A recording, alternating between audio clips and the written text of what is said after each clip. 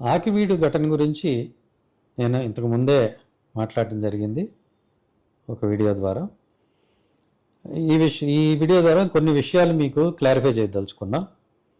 మొట్టమొదటగా అక్కడ జరిగింది హిందూ క్రిస్టియన్ గొడవ కాదు, అది హిందూ సమాజం మధ్య జరిగినటువంటి చిన్న ఘర్షణ. అక్కడ ఘర్షణ కూడా లేదు, ఒక వ్యక్తి పోయి అక్కడ కావాలని రెచ్చగొట్టాడు తప్పితే అది ఒక గొంతెల్లమ్మ గుడి అన్నాక ఆమె అక్కడ ఒక నంది ఉండటం జరుగుతుంది. అలాగే ఆ పండుగ అయినప్పుడు ఈ నాన్ వెజ్ ఆవిడకి మొక్కుకున్న ఇవ్వటం, ఆ పండుగ చేసుకోవటం, ఇదంతా కూడా ఒక సంస్కృతిగా జరుగుతూ ఉంటుంది. ఇది చాలామందికి తెలిసిందే. జనరల్గా గొంతెల్లమ్మ పండుగ అంటే సంక్రాంతి టైంలోనే సెలబ్రేట్ చేసుకుంటారు. సో ఆ గుడి కట్టుకోవాలని చెప్పి వాళ్ళు అనుకున్నారు.